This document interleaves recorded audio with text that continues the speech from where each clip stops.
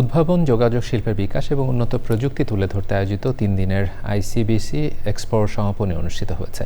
এই খাতকে আরও শক্তিশালী করতে সংশ্লিষ্টদের সহযোগিতার আশ্বাস দিয়েছেন সরকার। মিথিলা নাজরিনের রিপোর্ট। Cable operators associations of Bangladesh কোয়াবের আয়োজনে দ্বিতীয়বারের মতো অনুষ্ঠিত হল international cable TV broadcast and communication expo 2026। রাজধানীর বসুন্ধরা ইন্টারন্যাশনাল কনভেনশন সিটিতে আয়োজিত এক্সপোতে কেবল অপারেটর্স প্রতিষ্ঠান ও প্রযুক্তিপ্রেমীদের ভিড়। আমরা কলকাতায় যেগুলো প্রোগ্রাম করতাম, প্রোগ্রামে আমাদের অনেক খরচ হইতো, যাইতে কষ্ট হইতো, আসতে কষ্ট হইতো। এখন আমাদের দেশে এত সুন্দরভাবে হচ্ছে, এটাতে আমরা অনেক খুশি।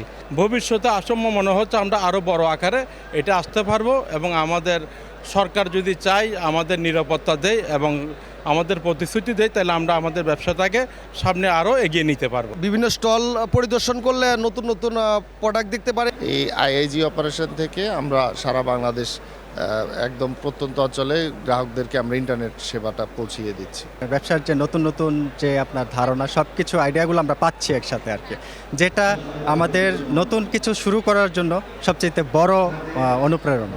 আসলে টেকনোলজির সাথে তাল মিলিয়ে আমাদেরকে চলতে হবে। যেমন ধরেন ওটিটি প্ল্যাটফর্ম আছে, আইপিটিভি আছে, ওগুলিতে যারা চ্যানেলগুলি ইউজ করতেছে পাইরেসি করে করতেছে, কিন্তু আমাদের এই কারণে আমরা কেবল অপারেটর সমস্যার সম্মুখীন হচ্ছি। প্রযুক্তি সংযোগ ও ব্রডকাস্ট শিল্পের নতুন উদ্ভাবন প্রদর্শন এবং সহযোগিতা বৃদ্ধিতে এমন আয়োজনকে সময়োপযোগী বলে তুলে ধরেন আমন্ত্রিত অতিথিরা।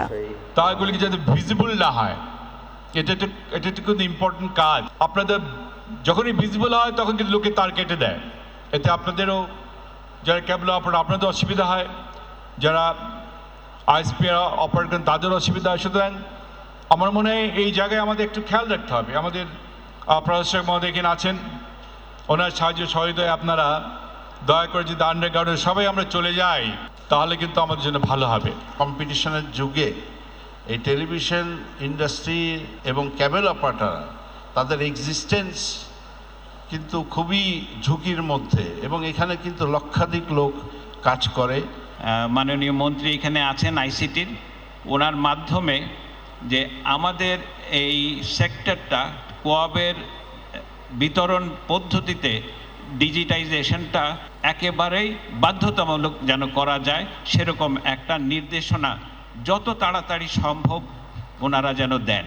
আশা করি আপনাদের সমর্থন, সহযোগিতা এবং অংশগ্রহণ পেলে আগামীতে আমরা আরও বড় পরিসরে, আরও ব্যাপকভাবে আন্তর্জাতিক মানের একটি মেলা আমরা আয়োজন করব।